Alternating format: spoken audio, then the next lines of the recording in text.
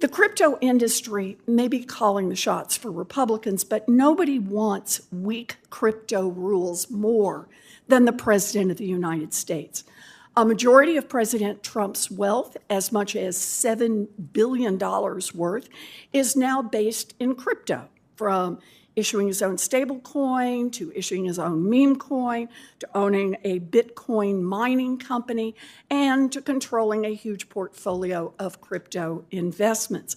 Again, according to Chainalysis, the president and his associates pocketed more than $320 million in fees alone from the Trump meme coin, while the majority of retail investors who bought that same token actually lost money.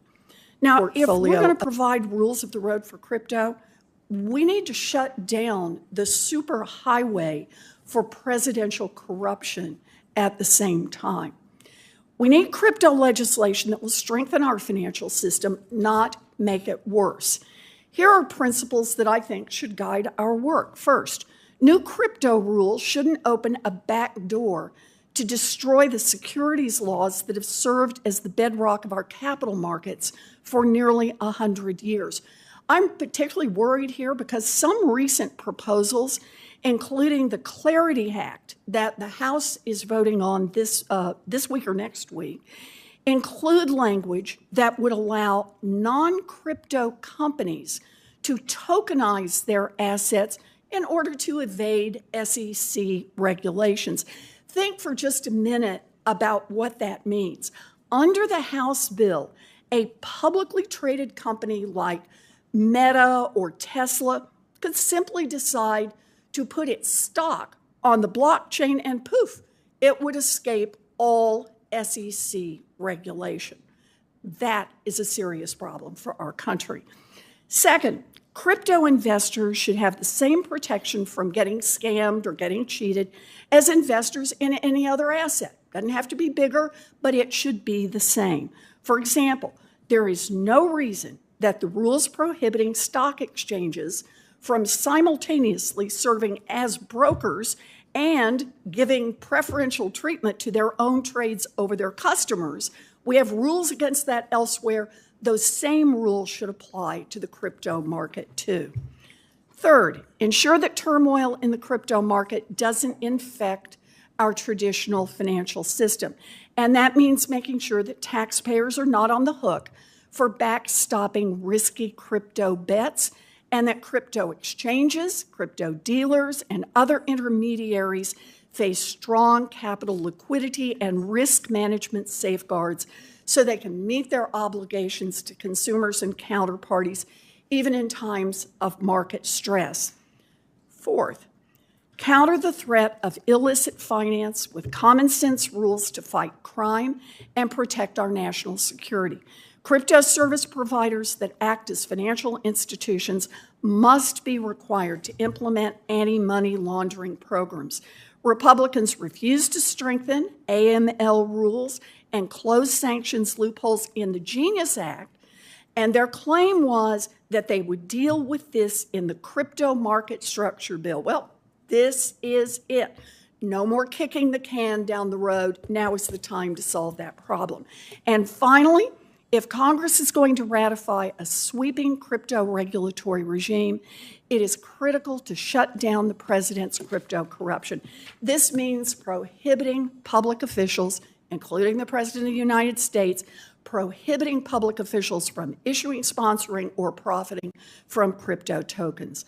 I'm looking forward to working with my colleagues to get this done the right way. Thank you, Mr. Chairman. Yes, ma'am. Thank you, Senator Warren. We will now move to witness testimony. Today we have 6 witnesses before us. Our first witness is the Honorable Summer Mersinger, CEO of Blockchain Association. Ms. Messenger, you now have 5 minutes. Thank you. Thank you, Chairman. Chairman Scott, Ranking Member Warren, and members of the committee. Thank you for the opportunity to speak with you today. My name is Summer Mersinger, and I'm the CEO of Blockchain Association. We're the leading collective voice of the digital asset industry in the United States, representing more than 130 of the most innovative job creators and stakeholders in the blockchain ecosystem. Our members many of whom are startups and small businesses, are building the next generation of the internet and a new wave of finance here in the United States. From software developers and infrastructure providers to investment firms and trading platforms, we are proud to advocate for the responsible growth of this transformative technology. I'm here today to deliver a unified message from our industry. The United States urgently needs clear, comprehensive, and carefully designed rules for digital assets. Without thoughtfully crafted rules for the road, we risk stifling innovation, leaving American consumers without proper safeguards and protections, and ceding leadership in a sector that will define the future of global finance and technology. Regulating the industry with existing laws has created ambiguity, stifling American innovation, and driving entrepreneurs to jurisdictions with clearer legal frameworks. While jurisdictions like the EU, the UK, Japan, and Singapore are implementing bespoke digital asset frameworks, the United States is falling behind. It's not a matter of whether to regulate, it's how. We need bipartisan legislation that provides clarity, encourages responsible innovation, and reinforces America's role as a global leader in financial innovation. To guide that effort, Blockchain Association has put forward 12 principles that we believe should form the foundation of any durable market structure legislation.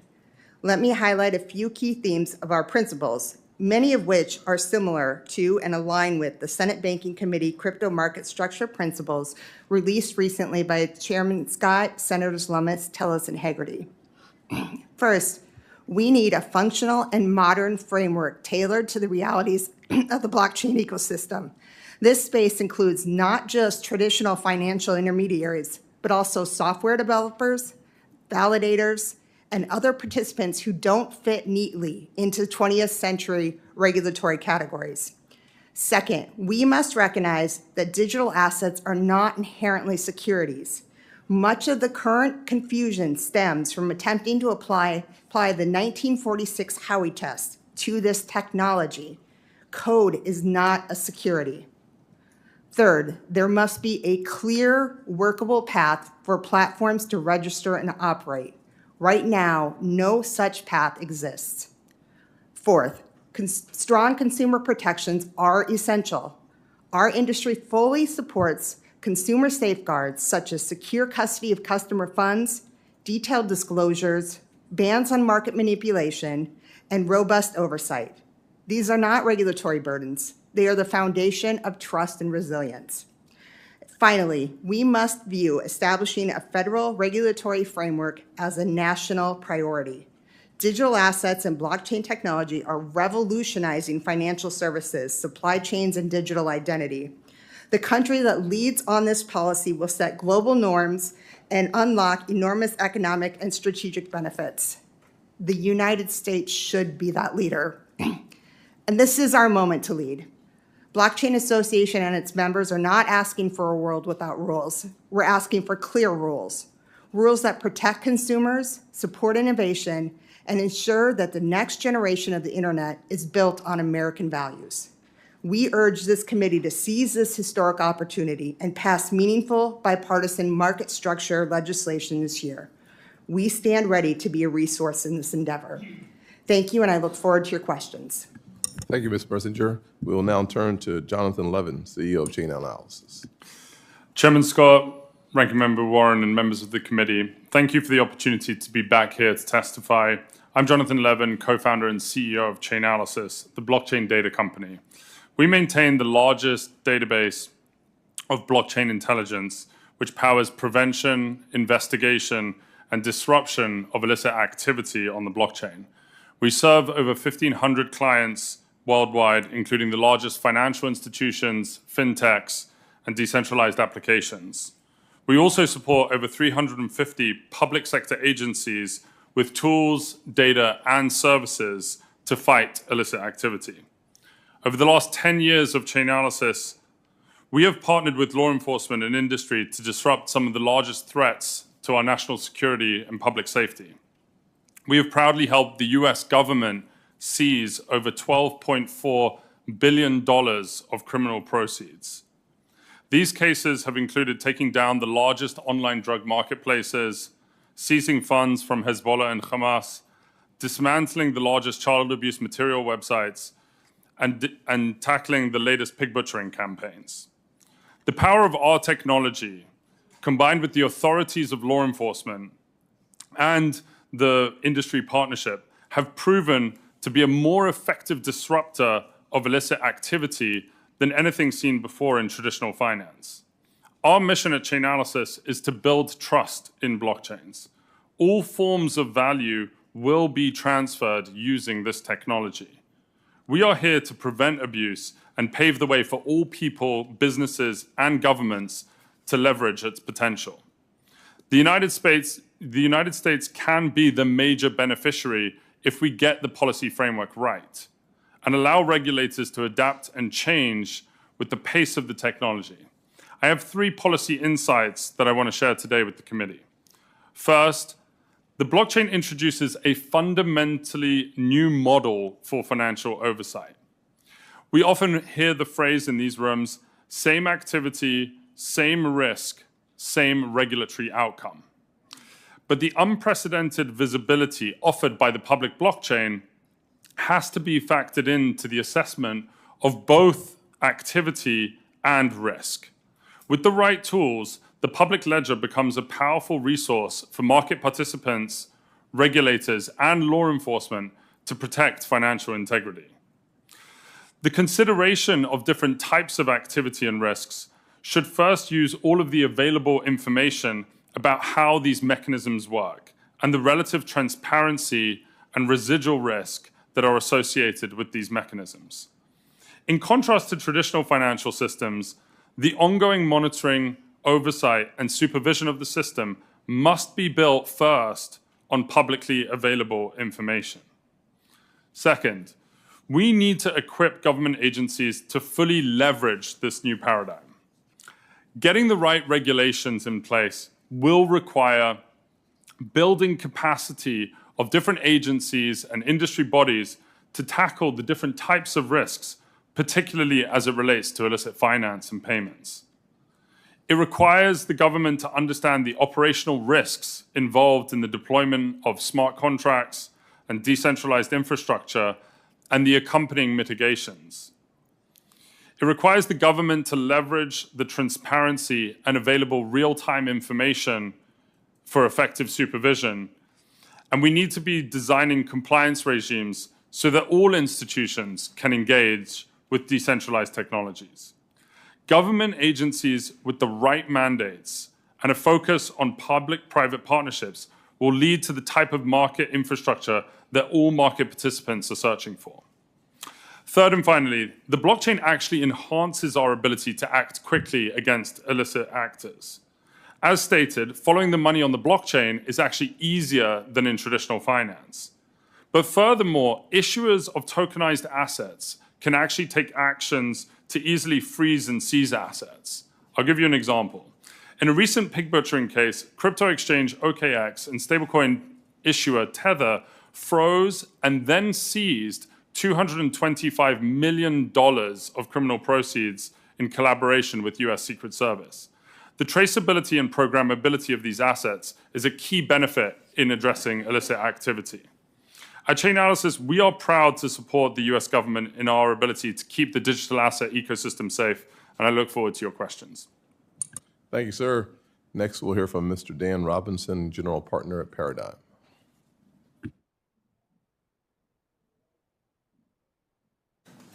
Chair Scott, Ranking Member Warren, Subcommittee Chair Lummis, Subcommittee Ranking Member Gallego, and distinguished members of the committee.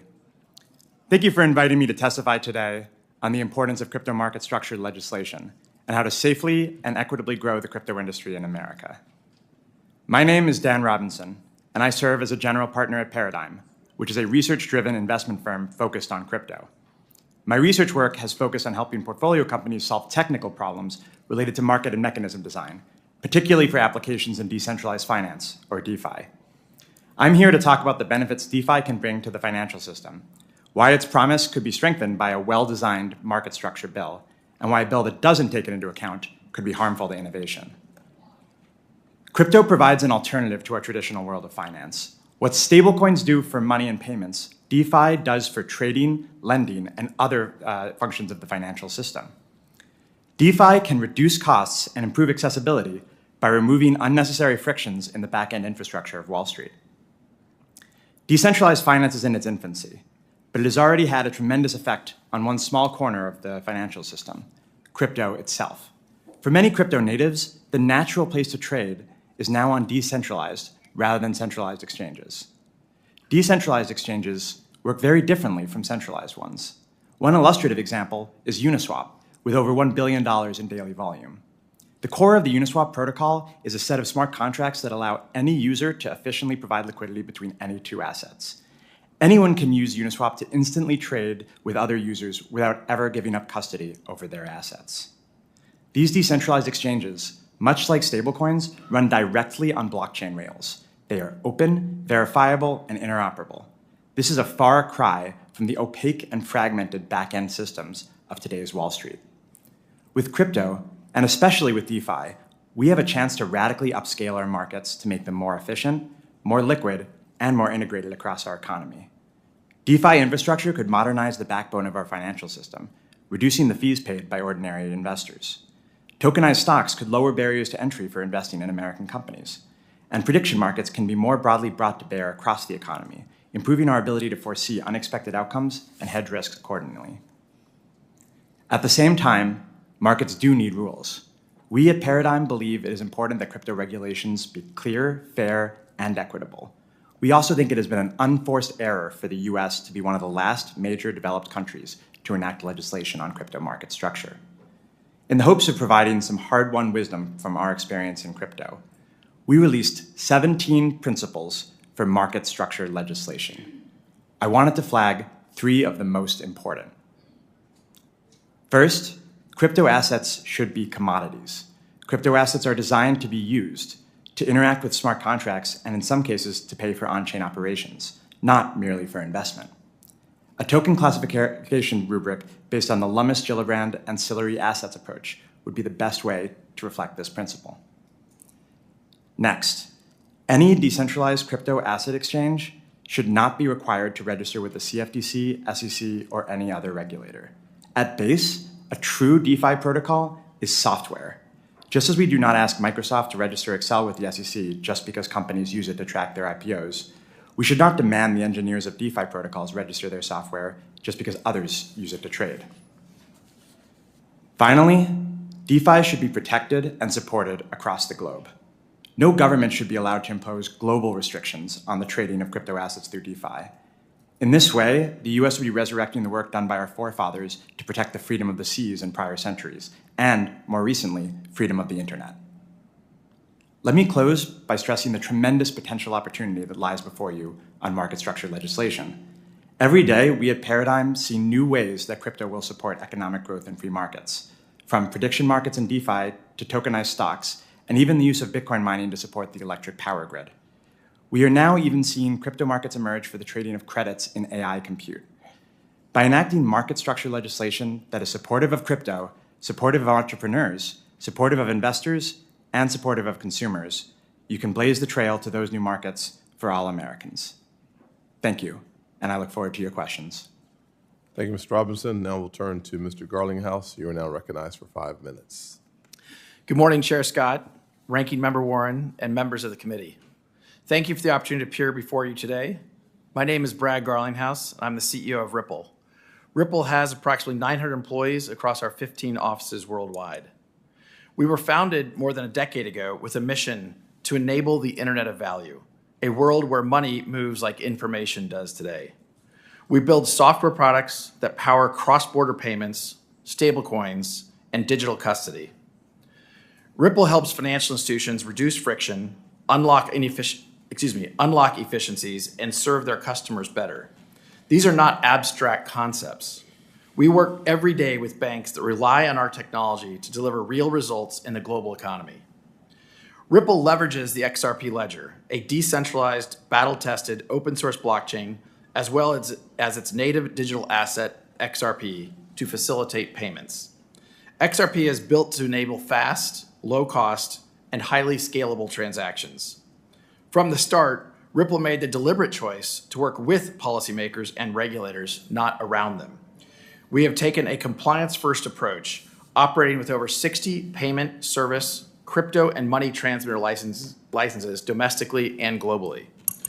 With regard to the topic of this hearing, we believe smart legislation should be based on several core principles.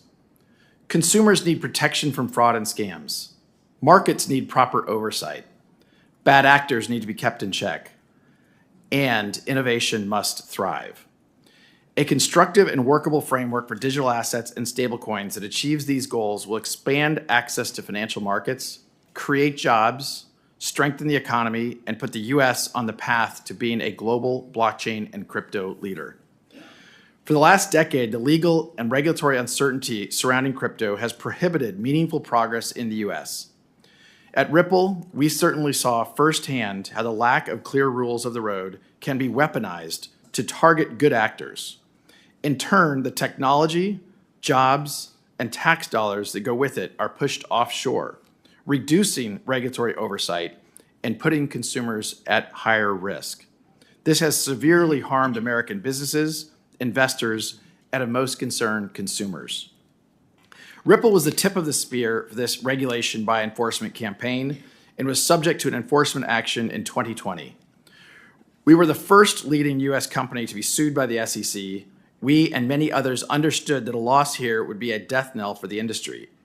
Fortunately, after 4 years of a hard-fought legal battle, we prevailed.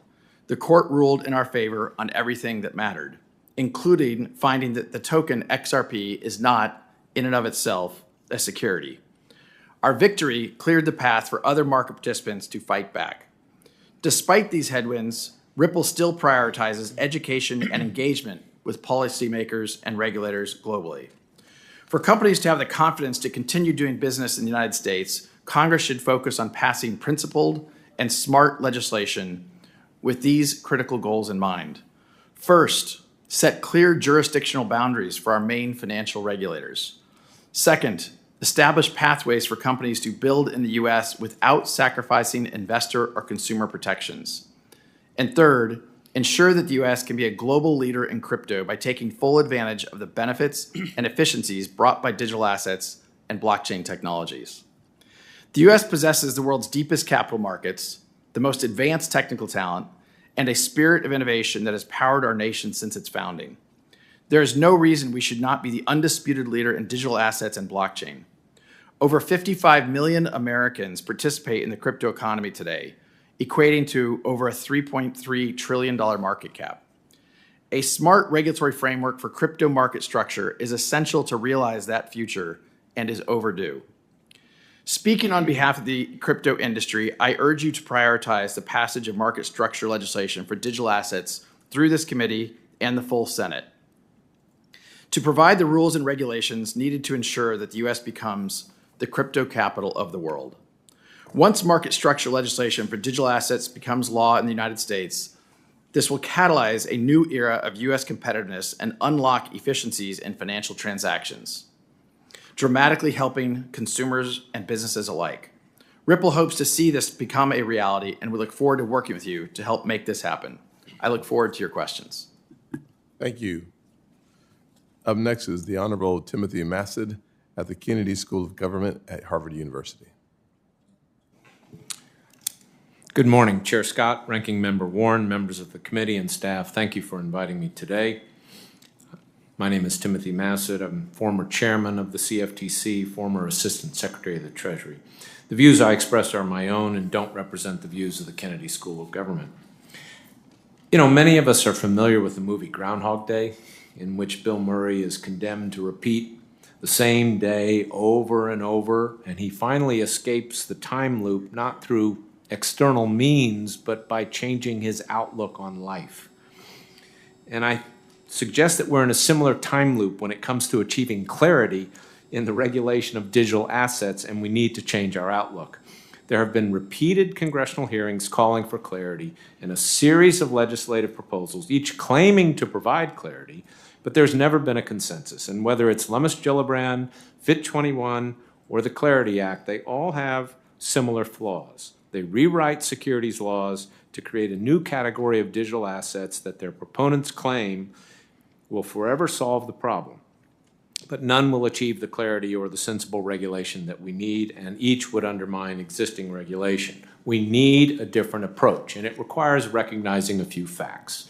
First, this is a technology. It's not an asset class. It will be used in many ways, including in tokenizing securities. Second, whether something in digital form is a security, a commodity, or neither, cannot be easily defined by a paragraph or two in a statute. It depends on what the token represents, whether there is an issuer, whether the transaction is one in which capital is being raised, and so forth. Third, the technology and use cases are evolving rapidly, so we should not lock in definitions that will prove obsolete soon. And fourth, a principal reason for the lack of clarity is our fragmented regulatory system. We have two market regulators, neither of whom has full jurisdiction over the spot market for digital assets that are not securities. The industry has taken advantage of this gap by arguing that most use cases are not securities and can therefore be issued and traded without regulation. That has led to a lack of investor protection. Now, the primary regulatory response to date, court cases that seek to interpret the Howey test, has also not been sufficient. It was a whack-a-mole strategy even when the particulars of a case made sense. But the solution is not for Congress to become the regulator. Instead, all these factors argue for creating a process by which the SEC and CFTC work together to provide the clarity and the necessary regulation. And legislation should provide them with the proper authority, principles, and flexibility to do so. But legislation that writes detailed rules and creates a binary classification scheme is bound to fail. Former SEC Chair Jay Clayton, who was appointed by President Trump, and I proposed this approach 2 years ago. We said Congress should mandate that the SEC and CFTC work together through a self-regulatory organization or otherwise to develop joint rules that would apply to every intermediary that trades or handles Bitcoin or ETH. Now, that was the jurisdictional hook. It establishes jurisdiction over the market without, as we said, debating classification of each token or Congress pursuing tortured rewriting of existing definitions of securities and commodities. We also said that rewriting existing law might fail to bring clarity and inadvertently undermine decades of regulation and jurisprudence as they apply to traditional securities and commodities markets. Our existing securities and commodities markets are the foundation of the U.S. economy and the envy of the world. Their strength and integrity rests on a regulatory framework that has been gradually and thoughtfully developed over almost 100 years. And therefore, a key principle for market structure legislation must be do no harm to that regulatory framework. The latest market structure proposal, like its predecessors, instead revises the securities laws in various ways that will create more confusion than clarity. For example, it creates a broad exemption for activities described as decentralized finance, which will lead to migration of regulated activity into an unregulated sphere. Decentralized activities may warrant different regulations to achieve our regulatory goals, but not a free pass. It provides an exemption from securities laws for raising funds to build a mature blockchain system, but you don't actually need to build it. You only need to have an intent to do so. The exemption isn't needed, and it will be misused. And finally, it will not even regulate all the crypto activity taking place on centralized platforms today. It will, however, provide many We're opportunities about out of time, sir, so for smart lawyers to engage in regulatory arbitrage. I thank you for your time, and I look forward to your questions. thank you. And finally, we have Mr. Richard Painter from the University of Michigan, University of Minnesota School of Law. Thank you very much, Chairman Scott, and I thank Ranking Member Warren for inviting me to testify today. I urge this committee and the House and the Senate to very carefully look at this bill and consider whether this bill will soundly regulate the cryptocurrency markets, the market structure. We cannot repeat the mistakes of the past. 100 years ago, there were hearings in the House and Senate to regulate the banking industry.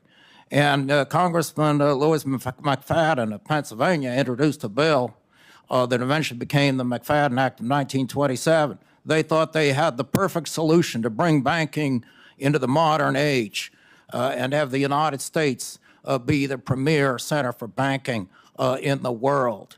The regulatory structure that was framed in 1927, the McFadden Act, was informed largely by lobbyists from the bank industry, and it lasted 3 years. The banks collapsed in 1930. Congress had not regulated the banking industry, even though it said it did. Fast forward to the 1990s, when I was writing in the field of securities regulation, and securities-based swaps and derivatives were coming on the scene. And the argument was made that a securities-based swap is not a security. A stock can be a security, but not a securities-based swap that is based on that stock. And it took years to figure out how to regulate securities-based swaps agreements. Under the Clinton administration, under the Bush administration, we had years of lax regulation, deregulation of the banking sector, laws passed by this Congress, and we saw what happened in 2008. We do not want to make that mistake again. I implore you to carefully look through this bill. Listen to the industry experts who are here today. Listen to Chairman Massad about his experience as a regulator. Consider carefully whether we should be drafting, passing through Congress, a very detailed bill that locks a lot of definitions in stone, or rather take up Chairman Massad's recommendation that we have the SEC and the CFTC, the regulators, work together to respond to evolving market conditions. Consider whether it would make sense to define a stock as a security, but not the tokenization of that stock. Think through these issues. Please do not make the same mistake that this Congress has made so many times before. And last, I want to emphasize how important it is that conflicts of interest of members of the Congress and the President of the United States not influence the regulation of cryptocurrency or any other industry. Under 18 United States Code 208, it is a criminal offense for a United States government official to participate in a government matter that affects their own financial interest. A Treasury Secretary who is regulating cryptocurrency or issuing meme coins and investing in a crypto business would commit a felony. But Congress has exempted itself from that statute. Congress exempted the President of the United States from that statute and the Vice President. That is wrong. We cannot have the people who are in charge of passing legislation and enforcing legislation, implementing legislation, have conflicts of interest with their official responsibilities. That includes every member of the House and Senate. You should be divesting from crypto if you're going to be regulating crypto. And the President of the United States as well. The integrity of our financial system depends upon this. We've watched this movie before. Congress passes laws to regulate the financial sector, and it ends in a disaster because it was not regulated. Please do not repeat that mistake. We don't want to watch this movie again, and we do not want to watch a movie that is a combination of West Wing or The House of Cards and The Big Short. Please, do your jobs, represent us, the American people, protect our financial system so we never see again what happened in 2008, 1929, so many times before. Thank you very much, Mr. Chairman. Thank you, sir. We'll now turn to our round of questions. We'll offer each member of the committee a generous 5 minutes. If you like, I'll start the questions off. Ms. Mersinger, digital assets and blockchain technology could democratize finance, giving every American, no matter the background, access to financial services at lower costs with greater speed than ever before. To achieve this revolutionary potential, there is widespread agreement from industry leaders to the President and bipartisan members of Congress that we must provide clear rules that foster innovation and protect investors. And listening to you, and frankly, Mr. Levin as well, I think Mr. Levin said we need a fundamentally new model because we're talking about, frankly, a fundamentally new world. It's not new today, but it's new to those of us who are going to pass legislation. And you talked about the importance of the existing laws as we see them are inadequate and, frankly, not applicable to this new opportunity to be the crypto capital of the world. From your perspective, why is regulatory clarity so important, and what are the risks if we fail to provide certainty for innovators and everyday Americans? Thank you for that question, Senator. Traditional bank regulations are not fit for purpose for digital assets and blockchain technology. Those regulations are meant for centralized intermediaries, and that's not what we're dealing with here. We need a regulatory structure that is fit for purpose. Otherwise, this patchwork of regulations and state laws and the industry trying to piece together what is their regulatory framework doesn't work, and it's going to push and continue to push innovators offshore. The most important thing we can do is create a framework that gives clarity. The status quo doesn't work. We need to be able to have responsible innovation here in the United States. We need a framework that provides customer protections. And we also need to make sure that whatever framework we put in place, that it ensures that U.S. American values are what this new framework, or what this new technology is based on. Thank you very much. Mr. Levin, there's a common belief that money laundering is easy with crypto, but the truth is, it's not. Blockchain technology creates a permanent, traceable ledger that can help law enforcement catch those bad actors. I've said it before, so I'll say it again. It's far easier to track something that has a digital footprint than something that does not. However, some of my well-intentioned colleagues seem to think that crypto is tailor-made for money laundering, when in reality, it's a whole lot easier for criminals to hide their tracks with cash. What are the most common misconceptions regarding the role of digital assets in illicit finance? And what rules do digital asset market participants already comply with in this space? You talked about, I think it was a couple $100 million that had already been seized by working together. I think the more we illuminate how the industry is already working with law enforcement, the better we understand the digital footprint versus cash. Thank you for the question, Senator. The way that we see this market is that the majority of activity inside cryptocurrencies and on blockchains is legitimate activity. There are trillions of dollars of payments that are made using stablecoins every year. A lot of that, the vast majority of that, is not illicit activity.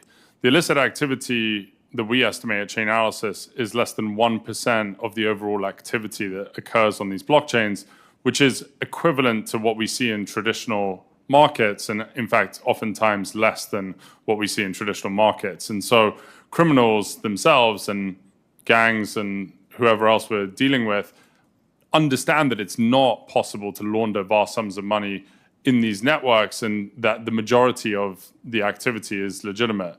We do see, though, that when it comes to threats, for example, with fentanyl or pig butchering or terrorist financing, the industry comes together with law enforcement to collaborate on solving these cases. And we at Chainalysis have powered thousands of investigations that have spanned international geographies, cross-national boundaries, to be able to actually capture criminal proceeds in these investigations.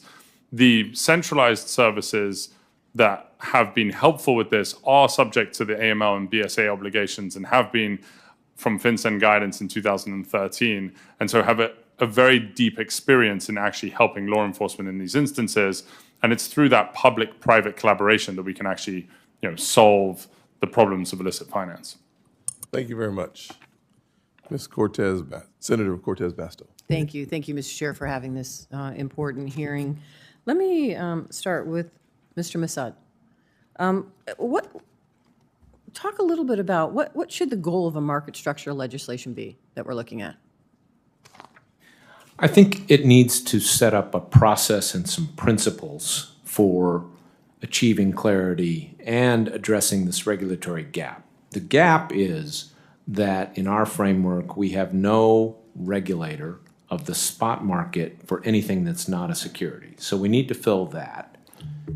And we need to bring some clarity to this question of when is the use of digital technology turn something into a security or a commodity.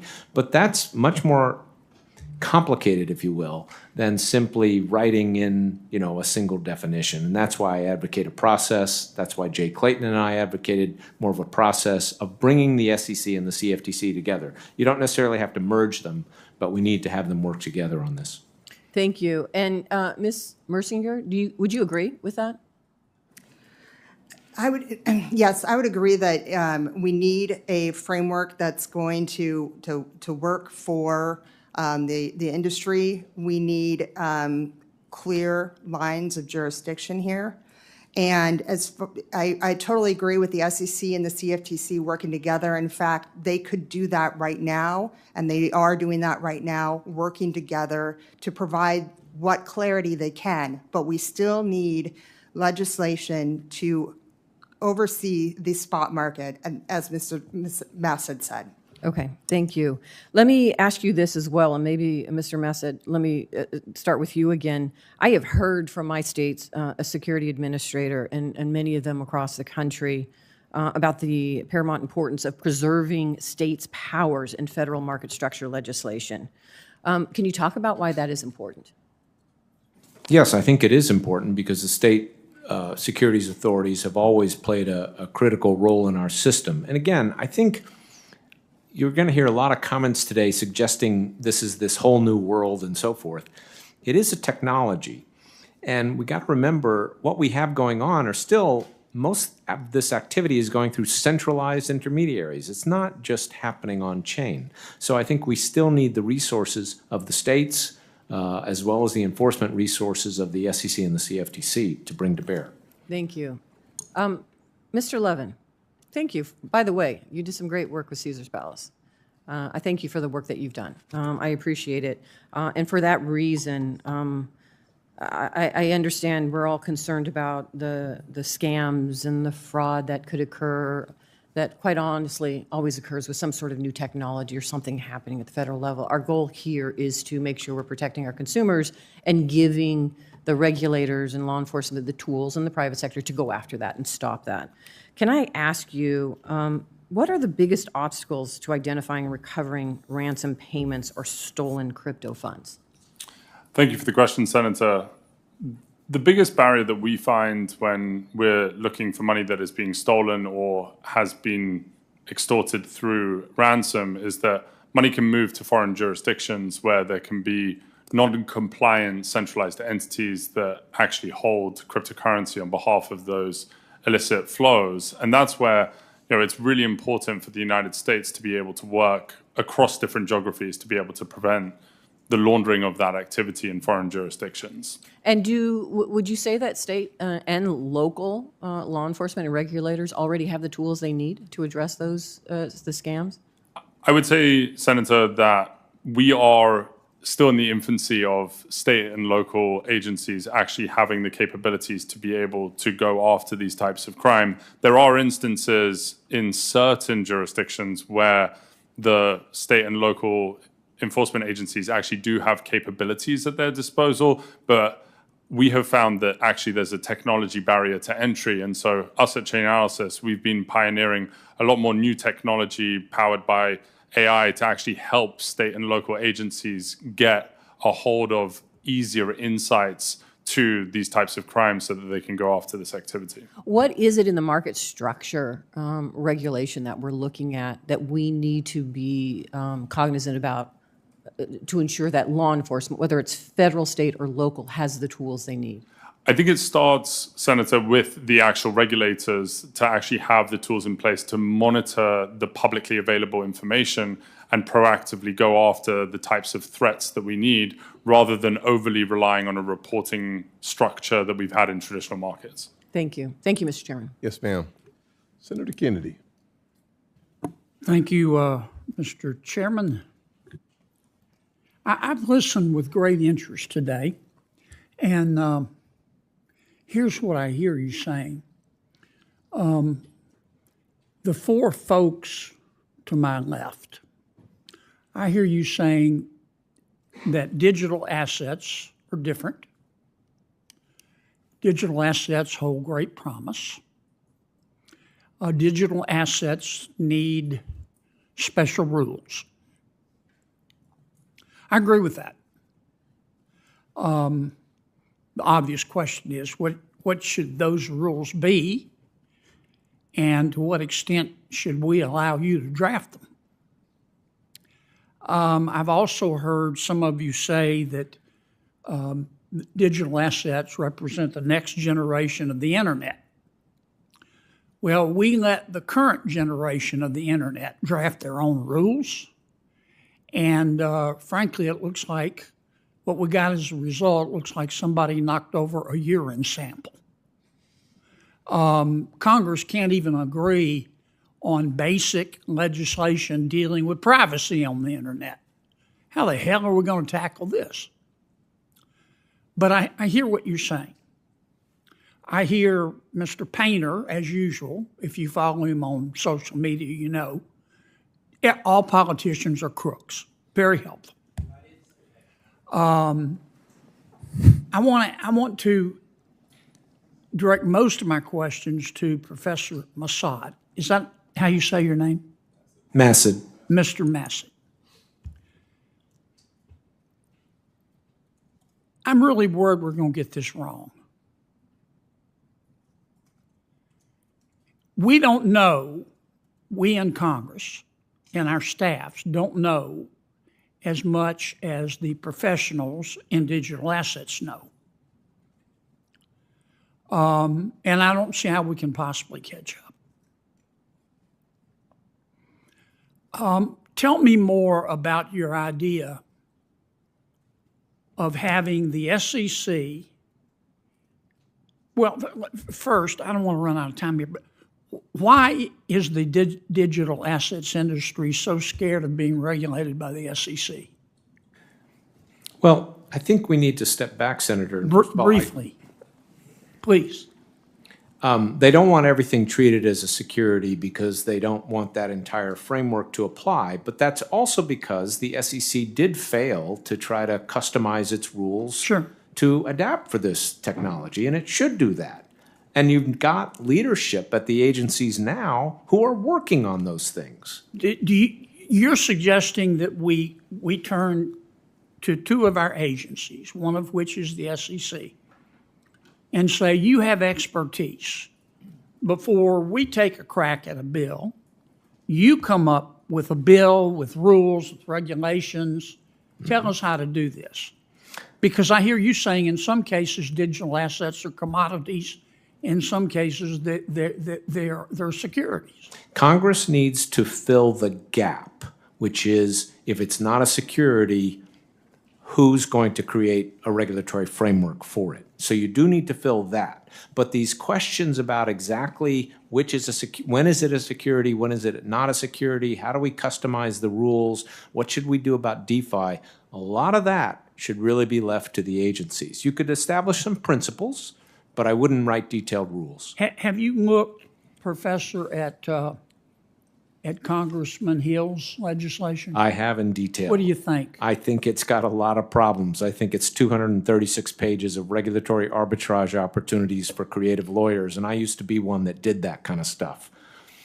Made a lot of money, did you? I did, but... Mr. Painter, do you think Senator Gillibrand is a crook? No, and I do not think all politicians are crooks. And why did you call her a crook? I did not call her a crook. Now, Senator, you need to focus on this bill. Right, you're doing this again. You did it the last hearing. You need to read the bill. Role in stablecoin regulation, $217,000 in crypto donations. You tweeted that. Yes, I do. And then you said, the crypto industry is buying Congress and the White House. This won't end well. Why do you think the crypto industry is buying Senator Gillibrand? I said, look at the campaign contributions from this industry. Do you think they've bought her? I said, look at the campaign You said contributions. they bought her. Do you think they bought her? Senator, you need to focus on this bill instead of trying to distort my Twitter. You Last called time, one of my you were colleagues a quoting crook, what a Marxist in and- Chicago said And about what me. evidence do you Make have no that she's sense. a crook? I said there is massive amount of campaign contributions coming into this Congress from the crypto Do industry. you want to apologize You need, to Senator Gillibrand? I do not want you to have to apologize for passing legislation want to that apologize destroys to our Senator economy. Gillibrand for calling you her a are crook? distorting what I said, just like you did in the last hearing. You're wasting everybody's time, Senator. You're a whack job. Senator, You are a wasting. majorly Well, I think we are. everyone's next time. level we- whack job. I think we Is are. this middle school, Senator? Senators and witness, thank you both. I for think your you should part- apologize, Senator. I think, Gillibrand. Senator, you're wasting our time. This is not middle school. Thank you for your participation. I will say that Senator Smith is next. The floor is yours. Thank you, thank you. Thank you very much, Mr. Chair. So, not so long ago, I think you could safely describe most individual investors in digital asset markets as enthusiasts, but that has changed a lot over the last few years as digital assets have become more mainstream. And I think the topic of this conversation today, looking at what sort of a regulatory framework we need for digital assets, is very important. Timmy. And it's important that we don't provide just a stamp of legitimacy over this sector, but we are actually providing the kind of consumer protections that people need. Investors should be protected from fraud, from misleading information, from self-dealing, and from conflicts of interest by those that purport to be representing them. They should be protected from unfair and rigged markets. And those protections are going to be good for investors, but they're also going to be good for the market. So, Mr. Massett, I want to get at some of the what this proposed market structure legislation should look at, and we have kind of as our the legislation that's out there, the Clarity Act. So I'm going to just try to get at some of the issues in the Clarity Act. So as I understand it, the Clarity Act would prevent any digital asset from being regulated if it is represented as a collectible, or as art, or as something that has inherent value or utility or significance beyond its mere existence as a digital asset. Do I have that right? Yes, you do. Okay, so that seems like a pretty big loophole to me, and I want to just dive into this a little bit. So if a cryptocurrency, for example, was launched by a social media influencer, could that, in your view, have some inherent value and therefore be exempted? What about, let's say, a meme coin that might get you invited to Yes. dinner with the president? Would that Yes. have potential inherent value? Yes. Tesla is worth more than several of the world's largest automakers. If it were to issue a crypto stock token, would that have inherent value? Well, that certainly would. That would be also exempted as a security. So that should be still regulated as a security. As a security, right, which Right. is sort of the underlying challenge, as you pointed out a moment ago. So I mean, can you imagine a crypto asset that wouldn't have some inherent value? Well, this is the problem. It's unclear exactly what would be categorized as digital commodities under this definition. A lot of people say it would be these native tokens like Bitcoin. I would think about it this way. Most trading today occurs through centralized intermediaries. It does not occur through these decentralized exchanges. Those centralized intermediaries list several hundred tokens. The question is, how many of those would be regulated by this? And I think it would only be a handful, and that's a real problem. Well, exactly. Mike, this seems to me like a loophole that you could drive a truck through. Yes. And I don't think that that is an accident as Correct. this legislation has been developed. Let me touch on another issue. I think we've heard it today. Crypto industry and its promoters are sort of branding digital assets as something new, as innovative, as revolutionary, and therefore they need some sort of new or bespoke regulatory framework because the established rules for protecting investors and guaranteeing the freeness and fairness of markets don't apply. And I'm not arguing that there aren't some specific things that we need to address because of the nature of these assets. But here's an example of this. Under the Clarity Act, it would allow a crypto company to raise up to, I think it's $300 million from retail investors over 4 years, as long as they would be exempted from complying with SEC registration and disclosure rules, up to, even if they're raising up to $300 million from retail investors. Is that, do I have Yes, that right? there's a new exemption for capital raising for building what's called a mature blockchain system. That's right. It does require some disclosure, but it's otherwise an exemption from securities. SEC, from okay. registration. So if a regular company was required, would be required to disclose to the SEC how they're spending the money that they raise. Yes, I mean, the challenge, the problem with that exemption is you don't actually have to build the mature blockchain system. You just have to have the intent to do it. You just have to have the intent to do it, but you could use that money for, I mean, what would stop you from using it to buy a house in, the Virgin Islands? Well, conceivably, there could be a lawsuit against you for misleading information. But, if you had a reasonable... That's sort of like an after the fact. Yeah, that's after the fact. Right, exactly. Well, so this is, and I know I'm out of time here, I just want to close by saying this is my concern, is that it's not really a new regulatory regime at all. It actually is sort of continuing the status quo that has landed us in some pretty significant problems. I think I think the problem with the act is it's undermining the existing regime. We do need to customize some rules. Yes. But this isn't a good way to do it. Thank you very much. Thank you. Senator Moreno. Thank you, Chairman Scott, and thank you for doing this hearing. It's something Mr. Massad said, which I thought was fascinating, was that we've had times that we could have passed market structure regulation, and Congress hasn't done it. There hasn't ever been a market structure regulation bill marked up by the Banking Committee. So I'm just not sure where that came from. That there was this idea that market structure regulation had been attempted before. It's never been attempted. But Mr. Massad, just for your sake, I just want to clarify a couple things that you said to make sure you meant to say what you said. Did you call Bitcoin a native token? Yeah, it's often referred to as a native. In other words, Bitcoin and ETH are referred to as native tokens of their blockchain. So you're saying Ether and Bitcoin are the same? Well, I'm classifying both of them as what you call native tokens of the blockchain. So you're saying that a native token is how you would describe Bitcoin. I just want to be clear of that. It's a term that's used to describe when you have a blockchain and you have the token that allows you to use that blockchain, that's often called a native token, yes. Got it. And therein lies exactly why we need to have this market structure regulation. Because the idea that we would turn over this industry to some bureaucrat working at some agency is insane. Because that would make it so that no American company would ever invest in a digital asset company in the United States of America when you had people who are just completely not lacking the fundamental technical base. This reminds me of the Facebook ad where the little old lady's sitting there taking pictures off a physical wall and the guy saying, yeah, none of this works this way. Bitcoin is a commodity. So there was a lot of talk about meme coins and NFTs. So let me ask you this follow-up question. Chairman, Senator, if I may just say, I get to ask the question. I was the guy who declared Bitcoin a commodity. This is the great part about being a senator. I get to ask you the questions. Okay. So were you prohibited by law to cooperating with the SEC? No. Why didn't you? I did. So no, but you just said that what we should do is have the CFTC and the SEC work together. Yes. Why didn't you do that? Well, when I was there, I did that, sir. So what then I'm saying is you're saying that you solved Congress shouldn't try to be the regulator. No, hold on a sir. second. You're saying you solved all these problems when you were at the CFTC with the SEC. No, so but then we why do we solved need the any- swap problems. Okay, so you didn't solve all the problems. So you want us to have the SEC and the CFTC work together.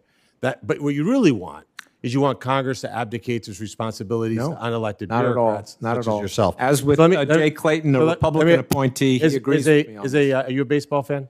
I assume you're a Red Sox fan up there at Harvard? No, Right? I live in Washington, sir. Oh, geez, so Pete. All right, so is a baseball card a security? No. What's the difference between a baseball card and a meme coin? Sir, No, just what's the difference? How would you explain it to me technically? they're both, you could classify them both as collectibles. Is it the government's rule to prevent me from paying $5 million for a 1952 Mickey Mantle? I think people should be allowed to invest in whatever they want to invest in, sir. So then, does that mean meme coins as well? If they want to buy and sell meme coins, that's fine. But So we you don't should think have that a should- regulatory framework for certain financial No, instruments. no. We've I'm learned talking over about- the I'm talking years about meme that that's coins. useful. I'm talking about meme coins. Do you think that the government, the SEC or the CFTC should regulate meme coins? I think we should have an investor protection framework over this, over financial instruments. I'm gonna If take we that as- want to so decide you that saying they're yes? not financial Are instruments. you saying yes? It's just simple because again, we only have 5. The chairman's very strict. Only lets us have 5 minutes. I understand that, Senator. So but you're I saying think yes you'd- or no? I think you Simple. might appreciate that it's a more complicated issue than that. At least I would hope you should do. it's not complicated. Should the SEC or the CFTC regulate meme coins? It's The a SEC yes has or no. already said it won't, and that's fine with me. Okay. But I'm happy to create a category that's neither a security or a commodity. Should we include baseball cards in that as well? No, I don't think we're Why not? talking about baseball So- cards here, sir. What's the difference? Because we're talking about a particular technology of tokenization and because blockchains. That's here's- the focus here's- of this here's what I matter. want We're my not co- talking here- about anything that people trade. Here's what I want my colleagues to understand. How many business people work at the SEC and the CFTC? How many entrepreneurs? How many people who started companies work there? I don't have that information, sir. Let's say none. And then let me just finish this, Mr. Painter, with just something that you said, which was also equally staggeringly insane. You said that Congress should not own crypto, correct? Say, members of Congress should not be investing in the crypto industry. So you said that you shouldn't own crypto. You shouldn't own crypto. You know, That's not it is complicated. very clear if you have your own meme coin. I don't know, Senator, whether you have your own meme coin. Time out. It said- you shouldn't own crypto. I said you shouldn't be investing in the crypto industry if you have your own crypto trading platform. So I shouldn't own baseball cards either. I Because didn't talk Congress about regulates baseball professional cards, Senator. Congress regulates professional baseball. I said- am I allowed to have money in a bank account? You should be allowed to do what executive branch officials to do, and it would be a criminal offense for an executive branch official under laws passed by this Congress to regulate the crypto industry while holding an interest in a crypto firm. That is just a law, and Congress passed that law and imposed it on everyone else Marino, except for members you of want Congress. to finish your thought on this? Yeah, my point is, for some reason, I don't understand why, maybe it's just a generational problem. It seems like the crypto industry, that people of a certain generation are just afraid of it. And that fear and lack of knowledge and having the humility to know that you just don't know the technological issues here has made this industry just reticent on understanding that there's a whole new world. And by the way, the 1946 securities laws should not be dictating what we're doing today. And I hope that my colleagues understand it. This is a generational issue. It's not a Democrat versus Republican issue. And if you took the time to just understand the technology, I think it would be easier for us to move forward. Like, Senator Warnock, you have 6 minutes. I was going to ask you, Brother Chairman. Brother Senator, I knew you were going to ask me the question. You're also a pastor, so you get 3 closings. Thank you so much. I may not need it. Actually. Thank you. As this committee begins Senator work Kim will get the rest of the time. as this committee begins work on bipartisan legislation to provide certainty and clarity to the crypto market, it's critical that any bill we advance provides strong consumer protections. And this is why I'm incredibly concerned about the rise in so-called meme coins. In February, the SEC published a staff statement on meme coins, warning that they expose amateur investors to, quote, rug pull and pump and dump schemes. Mr. Masid, what do you think the effect of this staff memo will be on investors in meme coins, and do you think the SEC will bring civil actions or enforcement against any of these scammers? Well, Senator, thank you for the question. I think the SEC has said that these are not securities, and I would agree with that. The issue then becomes if they're being listed on platforms such as centralized exchanges where people are trading Bitcoin, what should we do about that? People say we want to regulate those platforms insofar as they trade Bitcoin. We should either say they can't trade other things that aren't regulated, or whatever they trade has to be subject to the same regulations. I think in terms of immediate effects, you have these things being traded, and people can misunderstand them, can get defrauded. I don't expect the SEC or anybody else to take actions about that unless it was really a very, very serious case of fraud, and that would be up to the Justice Department. So, these issues, I think it's important that we recognize that these aren't theoretical arguments. They impact real people in their actual lives. An analysis of coins issued on Pump.Fun, a popular meme coin generating site, indicated 60% of users on the platform lost money, with 1,700 wallets suffering losses that exceeded $100,000. What do you need, Mr. Masid, what do we need to see in a Senate bill to protect consumers from meme coin scams without sacrificing innovation in the market? I think we don't have to embrace the false choice between innovation and giving consumers reasonable protection. What would you like to see in a Senate bill? Well, what I'd like to see is consistency between what we allow these centralized exchanges that are trading Bitcoin to trade and what's subject to the bill. In other words, if we're going to regulate those centralized exchanges, when we should do that, they shouldn't be allowed to list things that aren't then subject to all those same regulations. And right now, the bill is very inconsistent in that respect because it excludes those meme coins from digital commodities, but it doesn't prohibit the listing of those meme coins on these very same exchanges. So I look forward to working with my Republican colleagues as we think about these issues.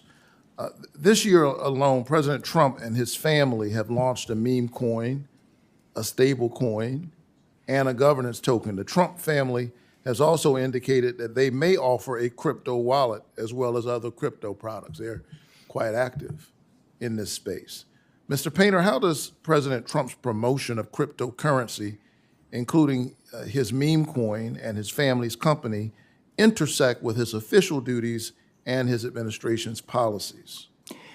If Donald Trump were the Treasury Secretary and regulating crypto and had those interests, he would be guilty of a felony under 18 United States Code 208, the statute I referenced before, which Congress has passed and imposed on every employee of the United States government except for the members of Congress, the president, and the vice president.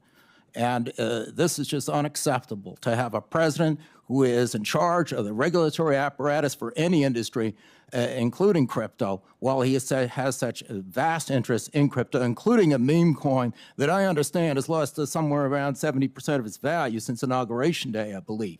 I don't know who lost money on that, but I think I know who made money. Yeah.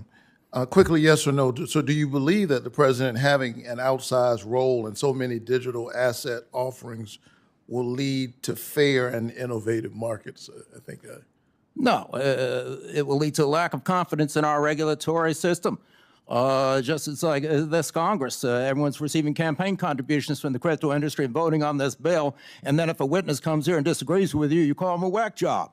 I mean, this is embarrassing, what's going on in this town. I agree that President Trump's crypto corruption distorts the digital asset marketplace, and writing a bill with a corruption caveat for the president sends a clear message that Congress is not serious about addressing corruption, which we know undermines investors' faith in capital markets. His corruption creates an unfair market that stifles innovation because his investors justifiably do not want to compete against the President of the United States. Ironically, for those who want to see us do something on market structure, it seems to me that that's not a fair market or a free market. Thank you very much for your testimony. Amen. You see, he said amen to the preacher. Amen. I have so many comments for you, Senator. Yes, sir. Yes, sir.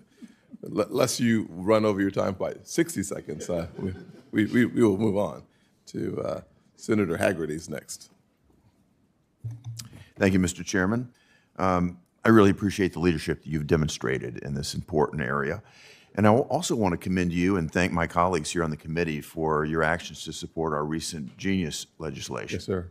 That provides much needed regulatory certainty in the area of payment stablecoins that I think we desperately needed. And I've also been amazed and very pleased in the wake of that to see the energy and the enthusiasm behind market structure legislation. And I'm very pleased to see this esteemed group of folks here today that are ready to testify to help us with that.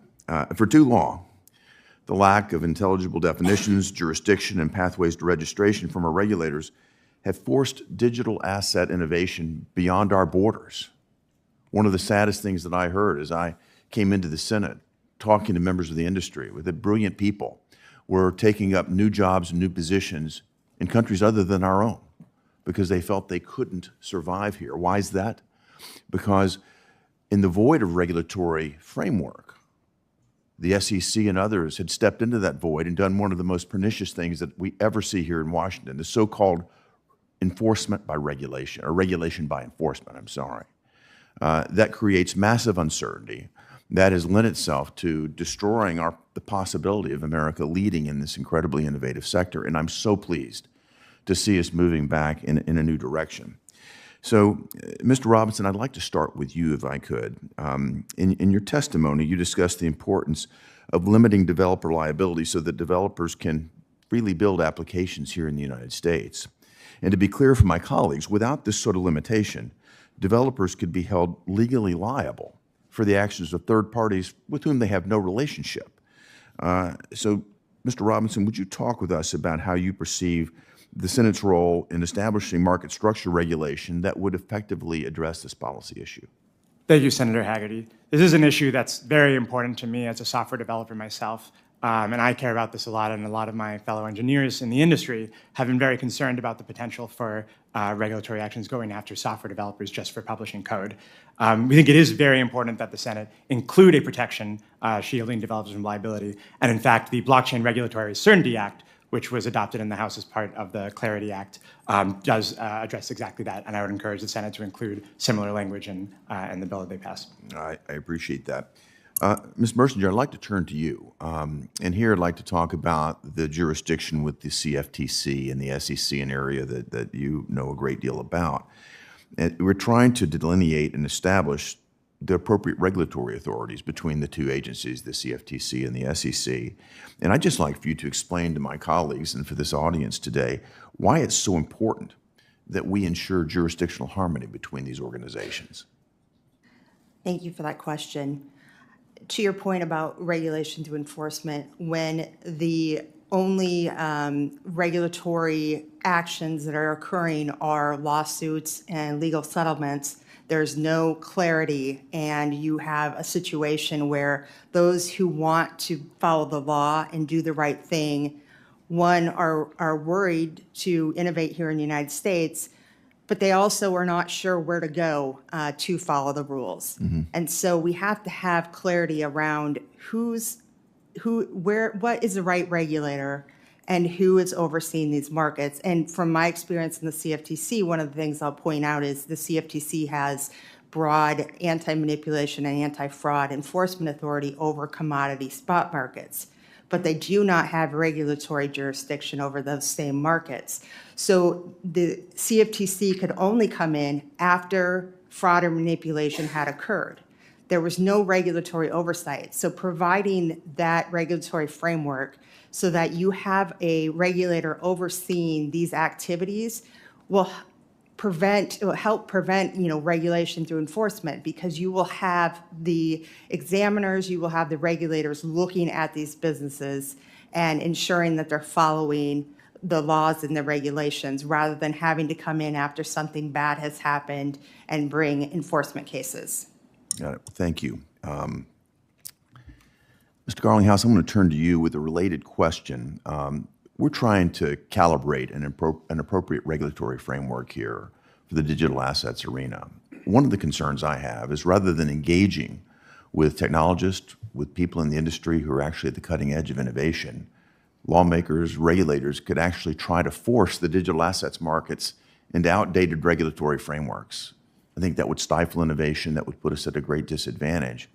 And as we think about it, there are certain factors that are unique to the digital assets ecosystem.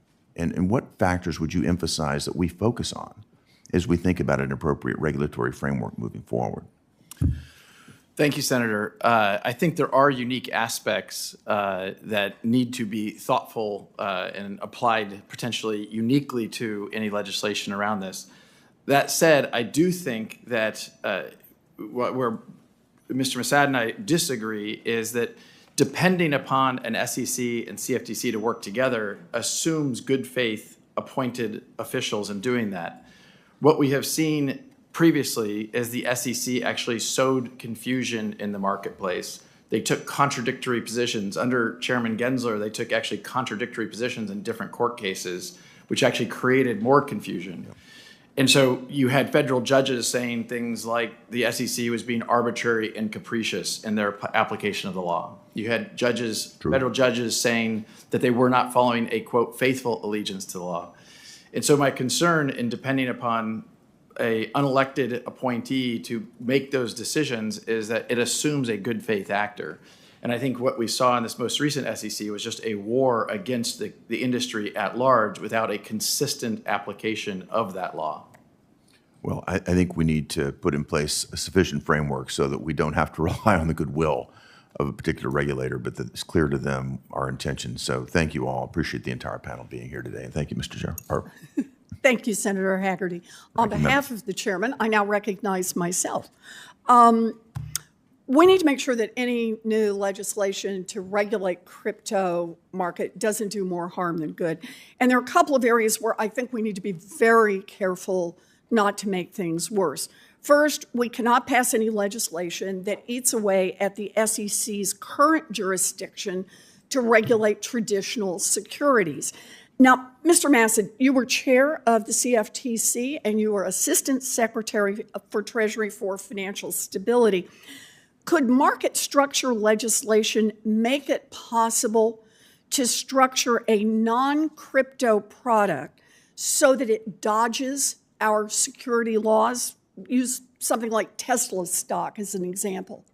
Yes, it certainly could. If you, for example, provide an exemption for activity on decentralized trading protocols, and that's a very broad exemption, then you could tokenize Tesla stock and have it traded on that protocol, and it could be exempt then from 34 Act trading requirements at least. So in effect, we start to repeal the SEC as we've had it for traditional. It could certainly undermine their authority substantially. It's critical that any crypto regulation bill we pass does not have massive unintended consequences. And I think those are unintended consequences for everyone, but consequences that would reach far beyond the crypto market and take a tire iron to the $120 trillion golden egg that is America's capital markets. So I think it's an important note we have to do in regulation here.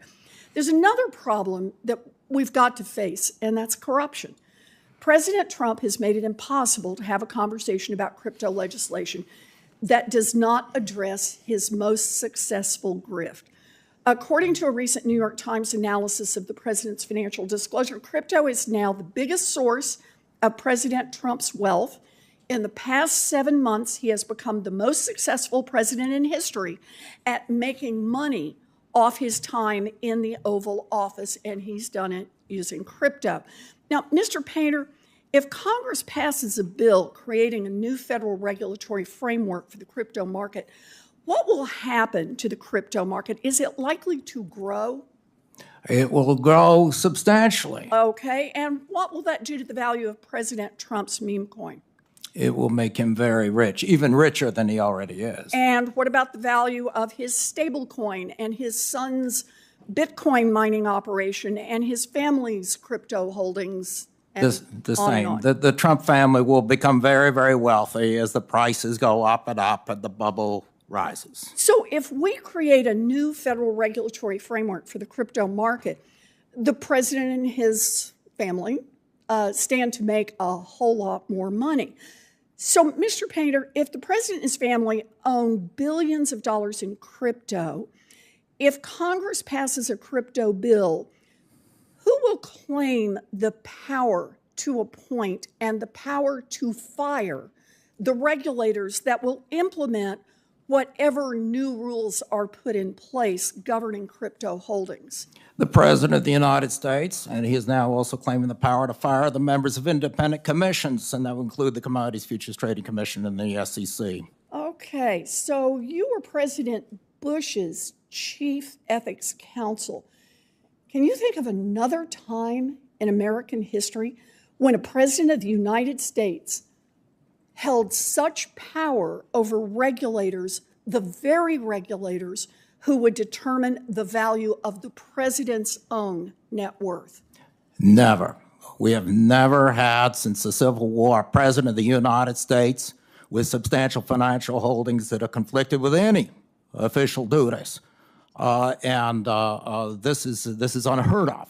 And now it's not just real estate, but Donald Trump recently is into crypto, even though he said that it was a scam just a few years ago. He's now into crypto and into social media industries he did not have in his first administration. Well, we need clear and strong rules for the crypto market, but the proposals I've seen so far undercut the investor protections in our traditional capital markets. They harm our national security, and they supercharge the value of President Trump's crypto grift. We need crypto regulations that actually regulate the industry. We don't need another giveaway to a handful of billionaire insiders. And with that, I conclude and not only call on Senator Britt, but hand the gavel to you. Thank you very much, Ranking Member. I appreciate the chairman for holding this hearing today and being serious about creating a framework for digital assets in the United States, and certainly appreciate all of you and your willingness to be here with us and testify on this important topic. Obviously, it's a very complicated issue, a lot of moving parts. We've seen some fireworks today. One of the primary points is just around definitions. You know, how do we properly define digital commodity versus digital security, and what does that actually mean for the role of our regulators? We know digital asset securities can share many characteristics with traditional securities, but they're not inherently the same, and regulation needs to reflect that. Much like applying, traditional regulatory framework to a new decentralized finance system, it just doesn't work. I'm concerned about the compliance burdens for developers and for startups and how we actually strike the right balance between the two. I've seen firsthand what happens to our small businesses and our small financial institutions when you have overregulation, and it becomes unsustainable.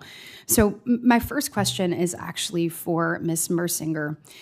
We are dealing with a rapidly evolving industry here, and we can't predict every change, right? So how do we create a framework that puts up the proper guardrails and the clarity that we actually need today without locking in rules that quickly become outdated? I'd love your thoughts on that and kind of your thoughts on how we approach that. Thank you for that question. And I will say, as a former commissioner at CFTC, I believe this is a reason why there is so much interest in having the CFTC as a regulator over the digital spot market.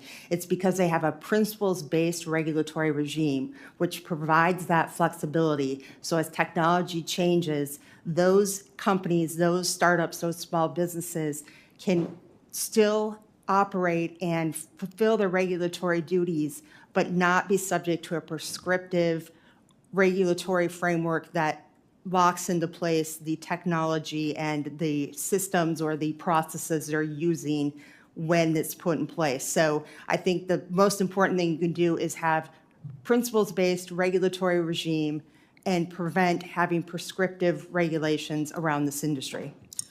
Are there kind of permanent and durable mechanisms that would actually encourage innovation? I guess my question, has the regulatory sandbox been beneficial in this regard, and kind of sort of how do you see that playing out? Yeah, absolutely. There's been talk about sandboxes being a helpful tool. Okay. Both the SEC and the CFTC have exemptive authority that they can use. Mm-hmm. There's the ability to use staff no action letters and relief. So there are. Would you recommend that? Yeah, there are a lot of tools in place that they can use to still oversee and regulate the space, but not stifle the innovation that is occurring and developing. I'm going to shift gears real quick in my remaining time. Mr. Levin, I've heard the narrative that digital asset transactions are completely anonymous and beyond the reach of law enforcement.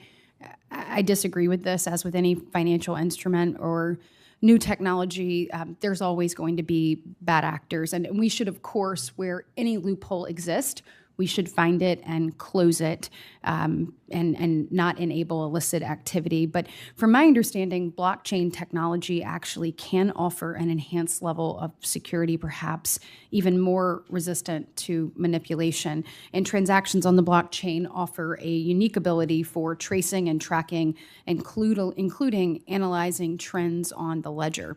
So, Mr. Levin, can you speak to this, both to the narrative that digital assets are untraceable and to what type of tools are available to identify and to actually combat bad actors? Thank you, Senator, for the question. This is exactly the business that we at Chainalysis have been building for the last 10 years. We build tools and technology that actually allows law enforcement, regulators, businesses to actually track and trace cryptocurrency with the relevant context about where to get additional information if there is some sort of investigation or some sort of disruption action that needs to happen. I would say that there are two levels of tooling that is worthwhile the committee understanding, which is one is there are actual forensic tools that are being used in investigations where you are looking at very specific transactions of interest that have been flagged either through regulatory reporting or investigations. And then also the blockchain actually allows for a much more macro view of trends and threats that are persisting against society. And so you could actually investigate ransomware as a whole threat to the United States of America and look at the entire supply chain that causes ransomware to have impact on our communities and find where there is an opportunity for actual disruption of that supply chain for the threat. Thank you so much, and I am out of time, but would love to continue this conversation with you, in particular, how we empower our state and local law enforcement with the tools they need so that they're better equipped in this regard. So thank you so much, and with that, I will recognize Senator Van Hollen. Thank you, Senator Britt, and thank all of you for your testimony here today. Mr. Masada, it's great to see you again. Senator. This time in front of the full committee.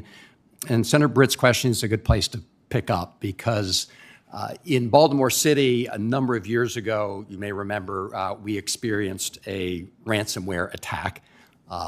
It was one of the earlier ones that became well known, and the attackers wanted to be paid in crypto. And what we've seen with respect to ransomware attacks is that they do, for the most part, use crypto as their currency of choice, and we've also seen that with respect to entities that engage in sanctions evasion. So I think there's a need to be very clear that decentralized finance is fully covered by our anti-money laundering and know your customer regulatory regimes. As we heard, there has been improvement in blockchain technology, and blockchain technology does have some of these important features that could make it easier to track transactions. But the fact also is that about $2 billion was lost in crypto security incidents in the first quarter of 2025 alone, nearly the entirety of what was lost in all of 2024. We have crypto mixers, cross-chain bridges, and other methods to obscure the movement of cryptocurrency. So it's not enough simply to state that we're going to ensure that crypto is subject to BSA and other regulations. We need effective supervision and enforcement. Can you talk briefly about what challenges you see today to getting from where we are to that kind of enforcement that would be necessary to oversee them on parity with the current laws? Certainly, Senator. First of all, I would suggest we think about what takes place on-chain and what takes place off-chain. Mr. Levin, I have great respect for the work of Chainalysis. They're focusing on activity on-chain, and they do a good job, but we have to remember they're only able to identify illicit actors where there's a known identifiable address, and there could be a lot of other activity happening. So I think we need better monitoring by issuers of digital assets, such as stablecoin issuers, need to be monitoring the chain, need to be applying risk analysis techniques and so forth. With respect to off-chain activity, though, that's where a lot of illicit activity takes place. It takes place through centralized intermediaries. And what Chainalysis doesn't really reach that. And that's why we need an entire regulatory framework around these entities. We need to prevent wash trading. We need to make sure they're doing a good job on beneficial ownership. And finally, I think we need to give the Treasury Department more tools to enforce sanctions, to enforce money laundering. And there were a number of proposals made about 2 years ago that would enhance its authorities because digital assets are bearer instruments and they can be transferred, on blockchains. And so I think the Treasury Department needs greater authority to impose sanctions and other measures on offshore entities that might be harboring this activity. And there's a variety of other things I'd be happy to discuss with you. Okay, I appreciate that.